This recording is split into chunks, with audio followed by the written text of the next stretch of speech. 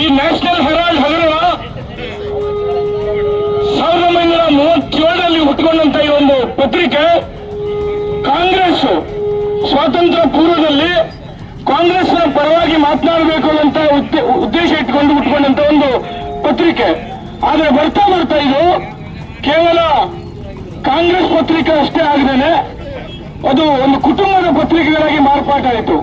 ಸೋನಿಯಾ ಗಾಂಧಿ ಮತ್ತು ರಾಹುಲ್ ಗಾಂಧಿ ಮತ್ತು ಗಾಂಧಿ ನಂತರದ ಒಂದು ಕುಟುಂಬದ ಪತ್ರಿಕೆಯಾಗಿ ಇದು ಮಾರ್ಪಾಟಾಯಿತು.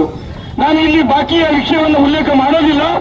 ಈ ಒಂದು ಪತ್ರಿಕೆ 2008ರಲ್ಲಿ ಅದು ನಷ್ಟವನ್ನು ಅನುಭವಿಸಿದಂತ ಸಂದರ್ಭದಲ್ಲಿ ಕಾಂಗ್ರೆಸ್ ಪಕ್ಷ ಅಧಿಕಾರದಲ್ಲಿದ್ದಂತ ಸಂದರ್ಭದಲ್ಲಿ 90 ಕೋಟಿ ರೂಪಾಯಿಯನ್ನ ಯಾವುದೇ ಪರ್ಮಿಷನ್ ಇಲ್ಲದೆ ಏಕಾಏಕಿಯಾಗಿ ಒಂದು ಪತ್ರಿಕೆಗೆ ಸಾಲವನ್ನ ಕೊಡ್ತು.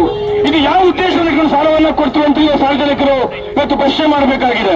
ಕಾಂಗ್ರೆಸ್ ಪಕ್ಷ ಯಾವಾಗಿಂದ ಹುಟ್ಟು ಅವತ್ತಿಂದನೇ ಅವರಿಗೆ ಬೆನ್ನಿಗೆ ಅಂಟಿಕೊಂಡು ಬಂದಿರತಕ್ಕಂತ ಒಂದು ದೊಡ್ಡ ನ್ಯಾಷನಲ್ ಹೆರಾಲ್ಡ್ ಪತ್ರಿಕೆಯ ಒಂದು ದೊಡ್ಡ ಅವ್ಯವಹಾರದ ಕುರಿತು ದೊಡ್ಡ ಹೋರಾಟದ ಪ್ರತಿಭಟನೆಯಾಗಿದೆ.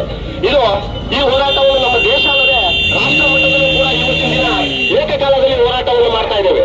2G ಹಗರಣವನ್ನ ಸೃಷ್ಟಿ ಮಾಡಿದ್ಯಾರು? ಭಾರತ ಸರ್ಕಾರದ ಮರ್ಯಾದೆಯನ್ನ ತೆಗೆದಿದ್ಯಾರು? ಕಾಂಗ್ರೆಸ್ ಪಕ್ಷ.